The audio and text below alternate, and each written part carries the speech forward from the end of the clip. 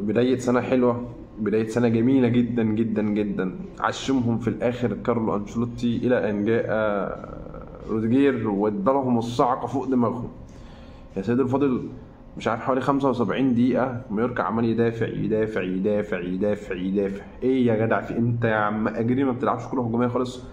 يعني انت رحت بثلاث هجمات تمام، الدنيا كانت ماشية معاك زي الفل وعملت خطورة، وانا معاك ان انت عملت هجمات فيها خطورة اكتر مننا. احنا ممكن نكون ماسكين الكورة مش عارفين نودي عن الجون شوية، بس حقيقي المجمل ان بداية السنة ما كانتش ينفع تبدأ بماتشات ريال مدريد وريال مدريد يتعثر، لان احنا اكتشفنا في الاخر في ماتش 10:30 اللي ما بين جيرونا واتلتيكو مدريد ان جيرونا رقع اتلتيكو مدريد 4 على قفاه.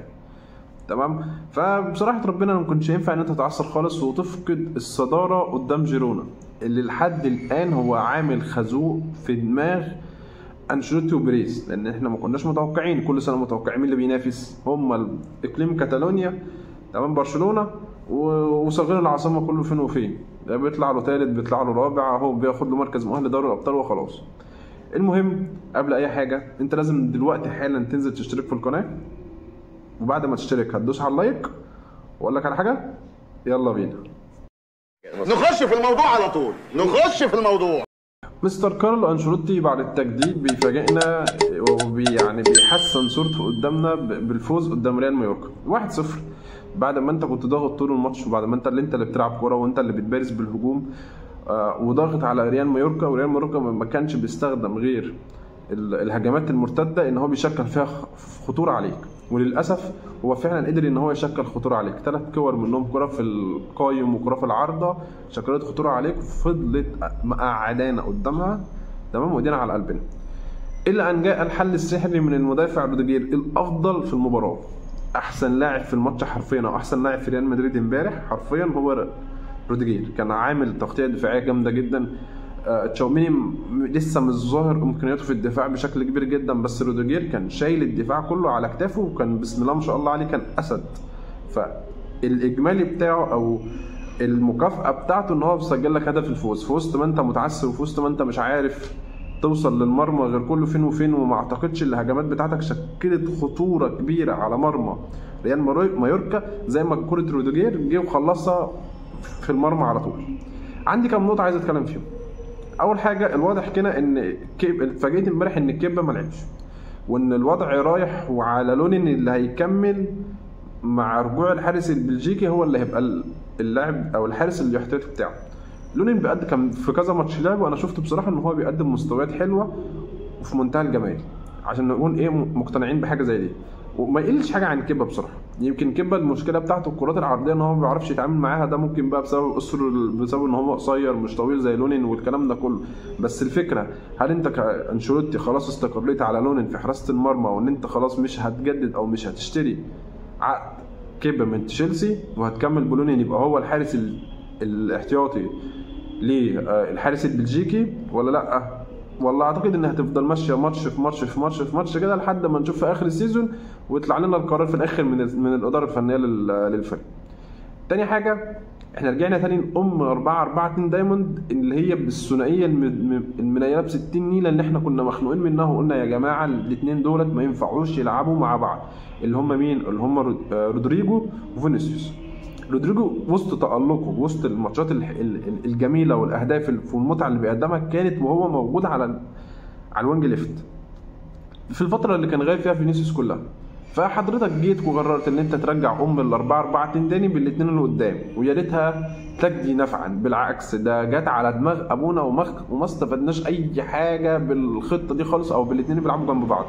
يمكن لما نزل ابراهيم دياز شويه والكره اللي ضاعت منه في منتهى الغرابه، ما اعرفش ازاي، مع ان لو الكره دي تعدي 1000 مره هتخش 1000 مره جول. بس الوضع اختلف شويه. الوضع اختلف في ايه؟ ان انت بدات ترجع رودريجو في الوينج او في الجنب اللي هو متالق فيه، وخدت ابراهيم دياز برضه لعبته في الحته اللي هو متالق فيها.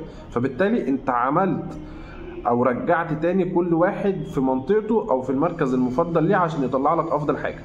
قصه فينيسيوس انا لحد دلوقتي انا مش فاهمها في ايه. لحد دلوقتي انا مش فاهم فينيسيوس في ايه. لحد دلوقتي انا مش فاهم فينيسيوس ليه كل ماتش يا اما يروح يتعارك مع حكم، يا اما يروح يتعارك مع جماهير، وده بيشتت عليه في الماتش. انت امبارح في اول 10 دقايق عمال بتروح تتكلم مع الحكم اللي عندي عليه بعض التحفظات ببعض الكرات اللي واضحه وضوح الشمس وفاولات وممكن تبقى مؤثره في نتيجه الماتش، هو ما حسبهاش. بس ايا كان انت كلاعب انت مش مطالب منك ان انت كل شويه تروح للحكم تقعد تتخانق معاه وعايز تجر في شكله، فانت في الاخر الحكم هيديك انذار. كده كده احنا عارفين الحكام الاسبان ما يقولوش كزار عن الحكام في قراراتهم التحكيميه عن الحكام الانجليز، فانت بتديله الفرصه ان هو يروح يديك انذار. يا اما مشاكل مع الحكام يا اما مشاكل مع الجماهير والعنصريه والقرف ده كله، وتقول ان هو راح بكل الهمجيه يتخانق، فبالتالي ان هو بيعمل ايه؟ بيأثر على اداؤه في الملعب، بيأثر على اداؤه في الفريق، بيخليه مشتت في التركيز مش مركز مع الماتش. تمام. ونرجع لام الحنكشه تاني بعد ما كنا خلاص قلنا بقى ان الواد رجله هتقف وقفت في ارض الملعب وهنستفاد منه والكلام ده كله. نرجع تاني لام الحنكشه بتاعت فينيسيوس اللي احنا ما بنستفادش منها حاجه. يعني انا عندي لما كان غايب ورودريجو كان بيلعب كان ادى اداء في منتهى الجمال. يعني فعلا الواد ده اثبت ان هو مظلوم بسبب دماغ انشيلوتي. فعلا اقنع ان هو مظلوم بسبب دماغ انشيلوتي والحته اللي هو عايز يركنه فيها انشيلوتي ومش مكانه اصلا، مش مكانه تماما. الواد لما كان بيلعب وينج ليفت او وينج شمال كان بيقدم منتهى الجمال، فانت رجعت فينيسيوس تاني وترجع تظلم تاني اسمه دوت رودريجو. فايه اللي احنا اخدناه في الاخر؟ ولا حاجه، بلح. كنت متعادل وقلنا سحبت كروس مع ان انا كنت متوقع ان هو كان يسحب مودريتش في التغيير ده بالذات.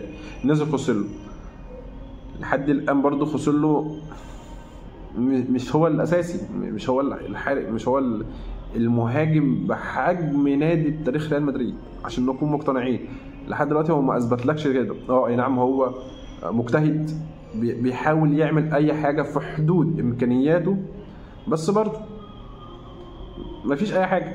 بلينجهام امبارح كان غايب معظم الماتش او ما كانش له تاثير بشكل كبير واضح، فبالتالي كان غاب عن التهديف، فالدنيا ما كانتش ماشيه معاه. فكره التوقفات الكتيره اللي بتيجي للفرق دي لحد ما او الى حد ما من وجهه نظري ما بتبقاش حلوه. يعني انت دلوقتي كدوري اسباني ايه الفايده ان انت اديت اللعيبه اجازه اسبوعين او الفرق اجازه اسبوعين عشان خاطر الكريسماس؟ طب ما انت الدوري الانجليزي شغال. ايه الفكره ان انت تريح لعيبه بالمجهود ده كله ونرجع تاني من الاول وجديد بعد ما اللعيبه خلاص ابتدت تاخد على تلاحم الماتشات وابتدت تخش في اجواء الماتشات والكلام ده كله. ايه الفايده بقى من انك انت تقعد اسبوعين وترجعهم تاني وهتفضل بقى تخش في كل 48 ساعه ماتش وفي دوري ابطال اوروبا وهيسافروا تقريبا يوم 8 او يوم 10 السعوديه عشان عندهم سوبر والكلام ده كله. فالفكره الاجازات دي ما بتبقاش حلوه في بعض الاوقات لبعض من الفرق، عشان خلاص انت كلاعب او كفرقه اخدت على تلاحم الماتشات فمخك اشتغل عضلاتك اشتغلت، ففجاه جيت ريحت. هنرجع تاني بقى نخش ولسه هنخش تاني في ماتشات في مود الماتشات والتلاحم والكلام ده كله. من وجهه نظري مش حلو. امبارح بعد ماتش ريال مدريد جيرونا لعب مع اتلتيكو مدريد، وانا قلت او توقعت او كان عندي امل ان صغير العاصمه يوقف شويه جيرونا، بس اللي اتفاجئت ان جيرونا اكلهم 4 على قفاهم زي ما اكل الجارو الثاني برشلونه. ففكره جيرونا هل هي هتفضل مكمله وهم فعلا هيعملوا مفاجاه، ولا هتبقى هي قصه صغيره وتخلص على طول؟ لان انت عندك برشلونه برضو، ما انت برضو ايا كان مستوى برشلونه وتشوف والاداء الزفت اللي بيقدمه ما تستهانش ببرشلونه. تمام. ما هو هي كده معروف في الدوري الاسباني هما اتنين بينافسوا بعض واتنين بياكلوا في بعض طول الوقت، ريال مدريد وبرشلونه. فانك تطلع لك فريق صغير لسه صاعد حديثا للدوري وتلاقي عامل لك المجهود الجبار ده كله، فانا بصراحه متفاجئ شويه. عايز القصه تكمل بتاعت جيرونا دي ويحققوا حاجه، او على الاقل خالص يعني ياخدوا مركز يأهلهم دوري ابطال اوروبا، لان بعد التعب ده كله ما ينفعش بصراحه من وجهه نظري ان فريق زي جيرونا لسه صاعد بيكونوا نفسهم ما عندهمش نجم لامع بشكل كبير ما يتأهلوش حتى دوري ابطال اوروبا. فالفكره عندي هتبقى حزينه شويه، مش حاسسها. وهيصعبوا عليا بصراحه. بس هو برشلونه هيفوق ويجيرونا يرجع لوضعه الطبيعي ويفضلوا بقى يتعادلوا وخسارات، مش عارف. بس الوضع بيقول لا، ان الفريق ده مكمل ودايس لقدام. العيال دلوقتي هو كسب برشلونه وكسب اتلتيكو مدريد، هم ما يعرفوش يكسبوا ريال مدريد، واحنا رحنا كسبناهم في ملعبهم 3-1 او 3-0. تمام. فالوضع مع الناس دي خطير الموسم ده بالذات، سواء على برشلونه او على اتلتيكو مدريد، وهو بيهدد بالصداره وند بند في الصداره مع ريال مدريد. هنشوف القصه هترسى لحد ايه في الاخر، على قصه جيرونا بمعنى اصح هترسى على ايه في الاخر، وربنا يستر وناخد احنا الدوري وتطلع ايه، والحدوته دي تخلص كده وتتلم بدري بدري، لانه بقى ياخد له مركز يأهله دوري الابطال او ايا كان، بس اهم حاجه الدوري يبقى لنا في الاخر.